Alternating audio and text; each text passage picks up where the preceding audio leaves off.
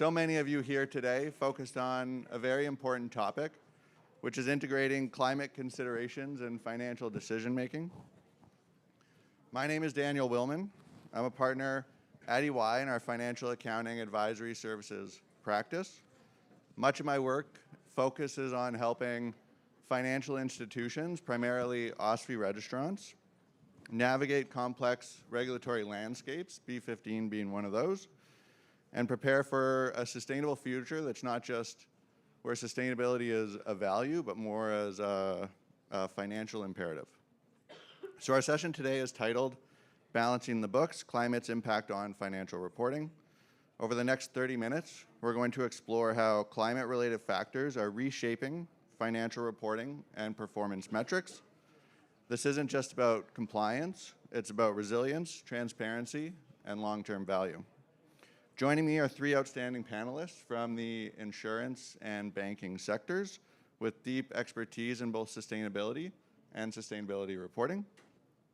By the end of the session, we're hoping that you're walking away with practical insights on integrating climate risk into your organization's strategy, aligning with evolving regulations, and positioning your organization for a sustainable future. So let's dive in. Balancing the books is not just about good governance, it's about good business. So I'm going to start. I'll ask everyone if you can introduce yourself and share how you and your organization are approaching climate-related financial reporting and sustainability overall.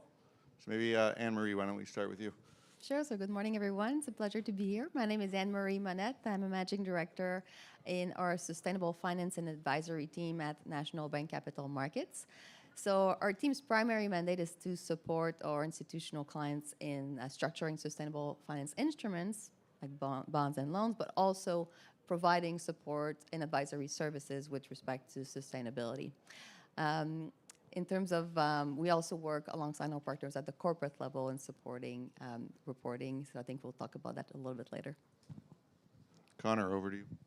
All right, hi, I'm Connor. I'm the AVP of Corporate Finance at Cooperators. So probably the only person here, or maybe the only person here that gets to say I'm primarily doing financial statements and technical accounting assessments. But for Cooperators, what we decided many years ago is that climate reporting should take on a financial reporting style lens. So while I primarily focus on the financial statements, my team also issues our climate report. So we do work with our different partners at Addenda, who I'm looking at some of my colleagues back there who provide us a lot of inputs, our sustainability team. But the onus of the climate reporting that we do sits within the finance function and under our CFO's guidance. Sandra? Yeah, hi. My name's Sandra Odendahl. So I am formally the Senior VP of Sustainability, Diversity, and Social Impact at BDC. So I've recently left BDC. I've been involved in corporate sustainability and sustainable finance for more than 2 decades, back from the days when we toiled in obscurity in the risk management department. Sometimes some of us may look back fondly on those days. And when the CDP submission was only 6 pages. But I also serve on the board of the Canadian Sustainability Standards Board. And yeah, in terms of what what my former organization and what the CSSB are doing on reporting, I don't know if you want to get into it in depth now, but we can certainly talk about that as we proceed. Sounds good. Great. So I was told to make today controversial.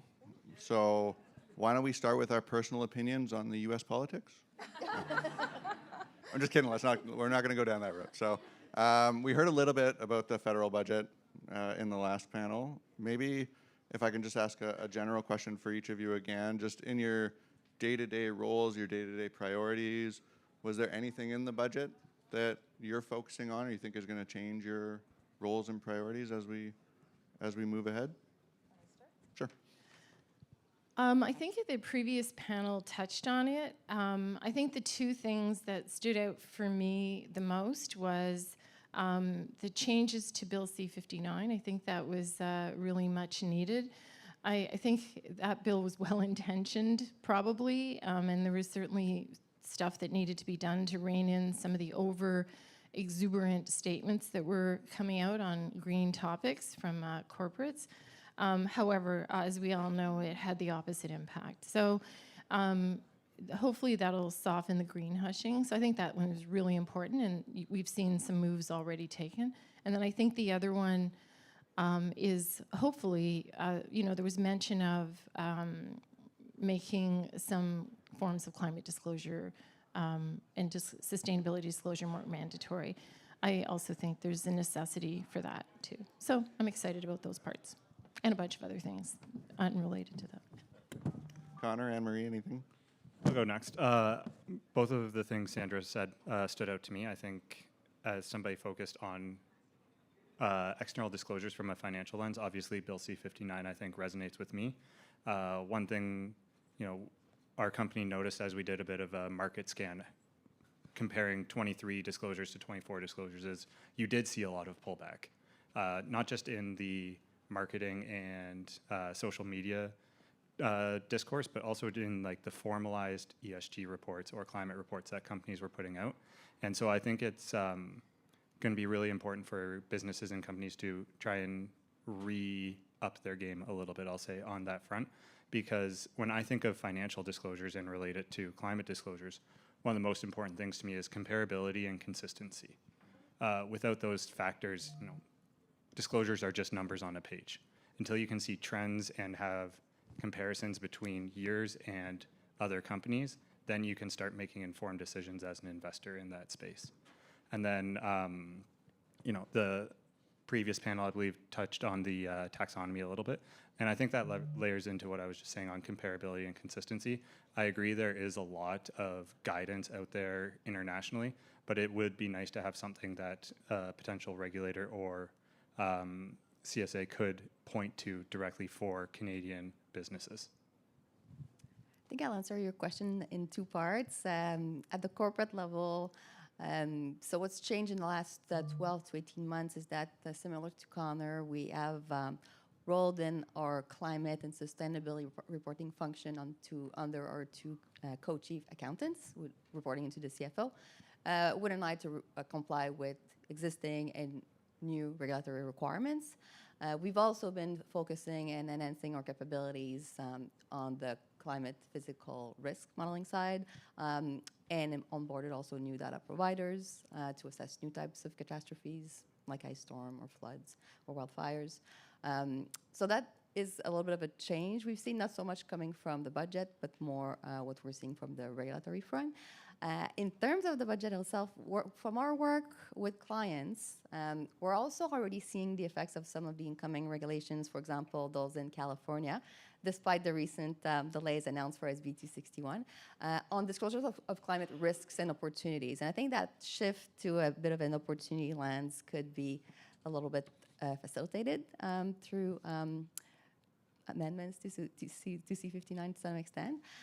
So we are seeing clients, for example, that we are working with, working more with other business lines like product development, R&D, looking at what types of life cycle assessment technological tools they can integrate in product design or in measuring carbon footprint of their products, looking also at new traceability tools to enhance supply chain resiliency. And I think that opportunity lens is really the most exciting part. All right, thank you. Sandra, we're going to start with you today. So given your experience from the early stages of integrating climate considerations, how have you seen climate risks influence asset valuations and portfolio resilience? And how has climate-related reporting evolved over time to support these changes? So I guess one of the biggest impacts that I've seen in literally almost 2 decades of thinking about this in banking is, and it's huge, is just the recognition, and I really liked the presentation by the keynote about the recognition that climate change drives the risks that banks already have acknowledged, the risk pyramid, all the ways that we think about credit, legal, reputational, market risk, systemic risk. Climate change is just one of those forces that drives those risks in a different way. So that was not intuitive to people. I would say even 10 years ago, it was still fuzzy. It was like climate risk was something completely new and different. It's not. It is actually something that drives all the risks that have been well acknowledged by the financial sector forever. So I think that it was a very big mind shift. I think that in terms of the impacts on asset valuation portfolios, I actually think that the link between climate-related risks and asset values is still more qualitative than it needs to be at the moment. A lot of it is still like intuitively we know that could cause a problem. Short, medium, long term depends on a million things, and we haven't fully got that nailed down yet. So I think there's still a lot to do to figure out how this risk actually ties into the value of a security. Some things are easier than others, but I think there's a lot of work to do. And I guess the other thing that I've seen in climate reporting and just climate risk is when I started in this space, the rooms were full of people who were scientists, engineers, definitely some banks and portfolio managers, even 10, 15, 20 years ago were interested in and saw the issues here. But the whole climate change conversation was very heavily picked up by the financial and management sector, which for the most part is a good thing. But the thing that I worry about in terms of measurement and the data that we really need is there's a little bit of, if some information and data and analysis is good, then a lot more must be better.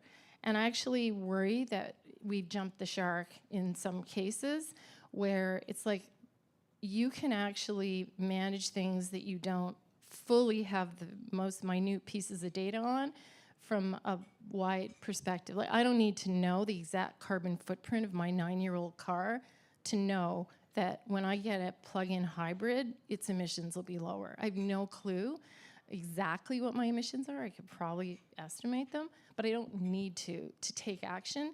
And I worry about the link between the reams of data and reporting that we were starting to ask people to do, and the theory of change on how is knowing that thing going to drive action. I feel like there's some places where we were starting to lose the plot, and it might explain some pushback that we're seeing in Europe and the EU pushback on the CSRD and so on. Anyway, so I'll say that. I think there was a need for a lot more reporting, but I think more and more and more does not necessarily drive better and better outcomes. At some point, you just got to actually do stuff. I do feel like we're at the start, right?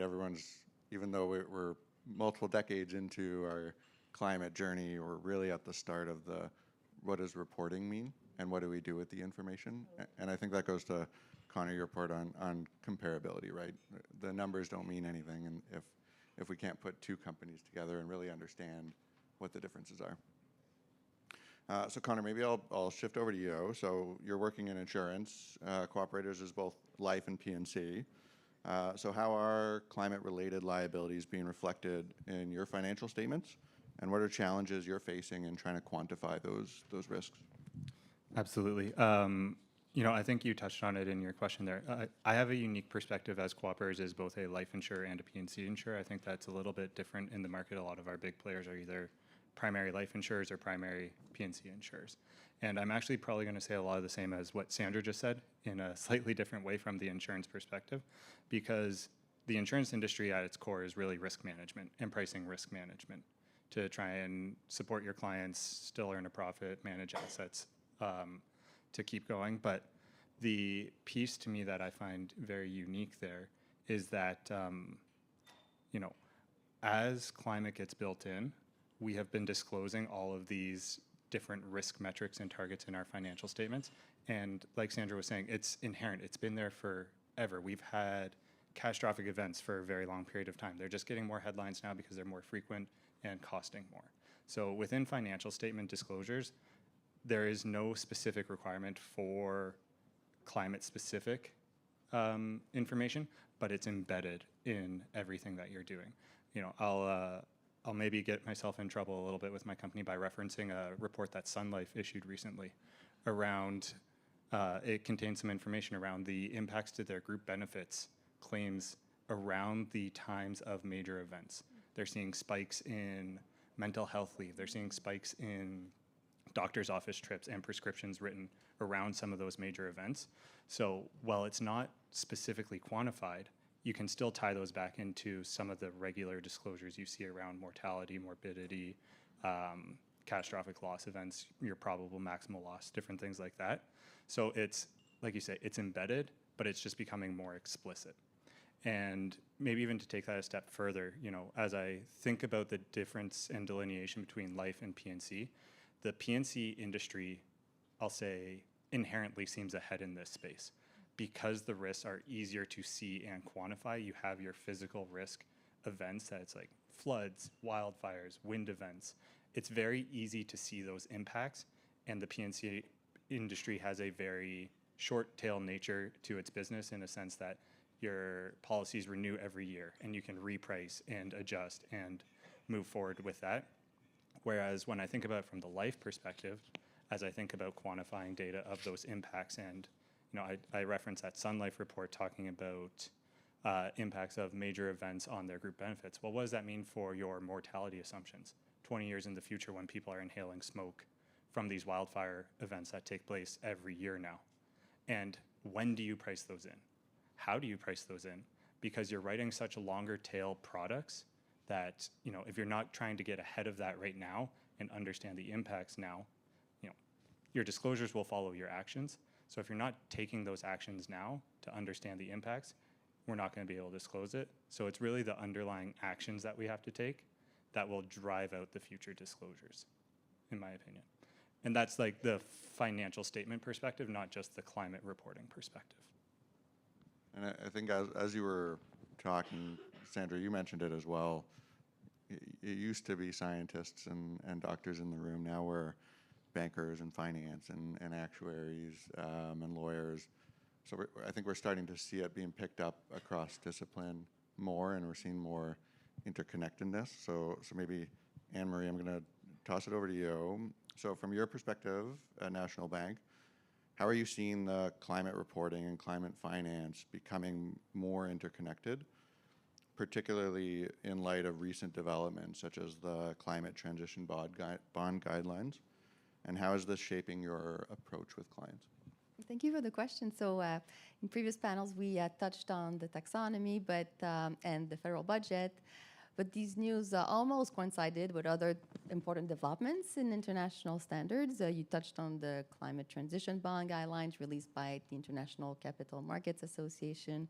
The month prior, we also saw the Guide to Transition Loans being released by the LMA, LSTA, and Asia Pacific Loan Market Association. And the reason why these are interesting is because really they provide a new label that sits as a complement to the green or sustainable or social label to enable the financing of transition projects, especially for hard-to-abate or high-emission sector that, as we all know, are very critical, represent close to 30 trillion of US dollar in potential investment through 2050. So several projects requiring financing.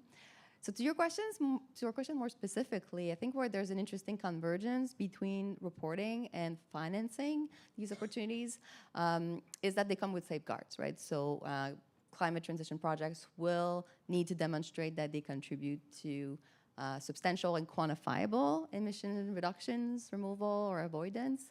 So financing these projects will come with a need for transparency for investors to assess them, banks to underwrite them. In terms of meeting minimum safeguards, borrowers or issuers will also be expected to have a sustainability or climate transition strategy in place. Also demonstrate how they align with market-based taxonomies. We have examples already in the market for a very long time, like CBI, or jurisdictional and national taxonomies. So that's where the discussion around the budget and or an expectation for a transition taxonomy becomes really relevant because they are complementary tools in nature. And there's also an expectation to provide an assessment of the economic or technological unfeasibility of lower carbon alternatives. And this could come with the use of third-party resources and benchmarks, but also enhance data capabilities internally. So I guess long-winded answer to say that there is a pretty strong connection between reporting and enabling climate transition finance. And we do expect that also, particularly for projects that will be financed in fossil fuel-related infrastructure, that forward-looking metrics like progress on key milestones and sunset dates will also be closely watched. So, so hopefully we do get developments on both fronts to help catalyze the market. So I've heard a few words, kind of a themed words come out so far. So I've heard data, tools, quantifying. So Sandra, maybe I'll hand it back over to you. So are you seeing an increased demand from small and medium entities on guidance on how to report these climate risk opportunities, and how have you supported them in the past? Mm-hmm. Yeah, there was a bit of an ascendancy of interest from Canadian small and medium-sized companies over the last couple of years for more information on sustainability and particularly climate-related, but not only climate-related reporting. I would say social issues as well. Small and medium-sized companies were like, how do I do this?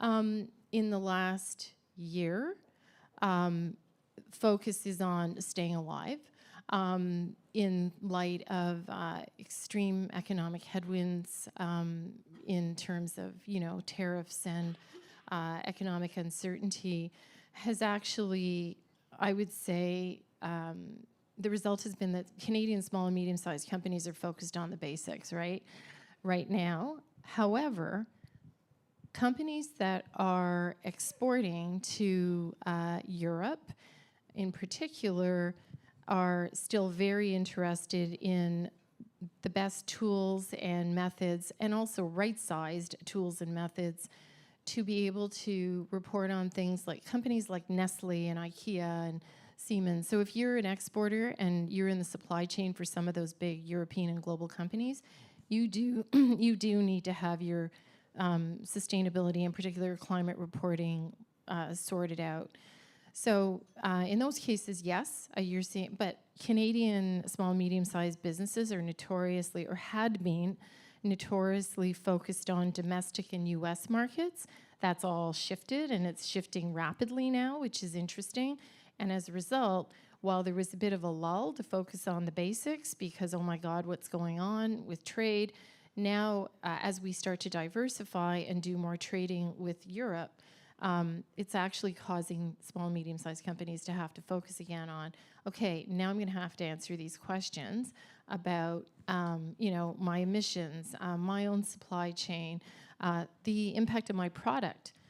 So, if I'm selling whatever, what is the carbon footprint of the thing that I'm selling into the European market? So it's an interesting and somewhat tumultuous time, I would say, for Canadian small and medium-sized companies in millions of ways, but on the reporting front as well. Okay. So Anne-Marie and Sandra, you've kind of touched on it from helping your clients or helping smaller businesses, but maybe Connor, just a question for you, kind of pulling in all these disciplines across cooperators to pull together something that hasn't been reported before, using data that hasn't been reported before. How have you approached it in terms of trying to, herd the cats, if you will, in terms of getting them into the room and be able to pull together numbers to put them in a set of financial statements? Yeah, that's a great question. I'll, again, maybe delineate two ways here between our operations and our insurance associated emissions and our financed emissions, right? So the big things that a lot of insurance companies have are your financed emissions from your investment portfolio. And I don't want to step on the next panel's toes because I know the CEO, Roger back there from our investment manager, will be up on stage to talk about it. So I'll leave that piece aside maybe and say the invested assets is something that will likely be covered after. But from a financed emissions perspective, again, I think a lot of it is really we have the information and it's piecing it together in a way that is consistent, repeatable, and with a forward-looking lens, potentially auditable. An example I'll give for this is as we work to come up with our insurance associated emissions on our commercial auto portfolio. One of the benefits I have is that The person leading my sustainability reporting team is an accountant by trade who used to do reconciliations, financial statements, financial procedures. So the work we've really done is we've taken a lot of the information that's available from our underwriting tools about the different policies that we're writing. We go and we get standardized rates based on that information, and then we come up with a calculation for our insurance associated emissions. But again, I say that's just a number. How do we validate that? And so the challenge that we've really been trying to take on is let's tie that back to our financial results. And so that's where a lot of our work has been to say, okay, we can come up with these numbers, but how do we really root ourselves in knowing that they are true, accurate representations of our business? And so that's where we've been spending a lot of time on the data. As an auditor, that makes me very happy, so thank you.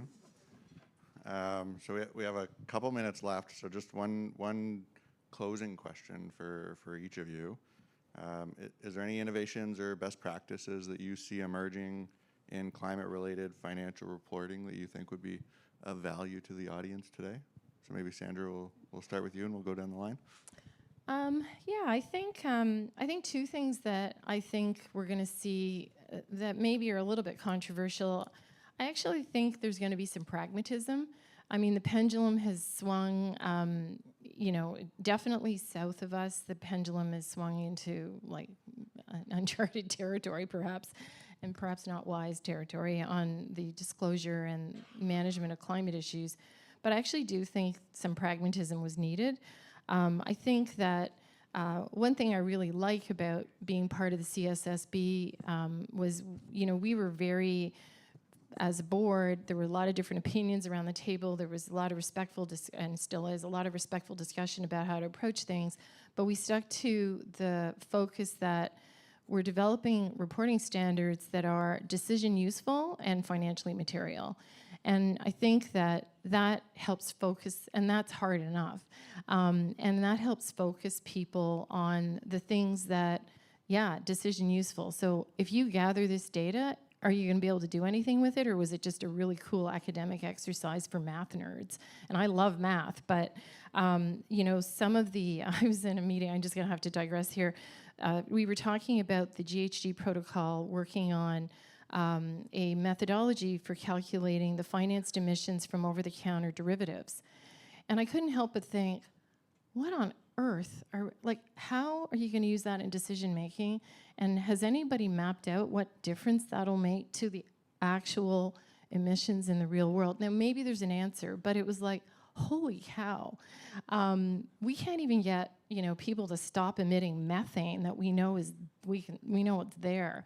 And we're worried about the financed emissions of over-the-counter swaps, futures, and it's like made my brain hurt.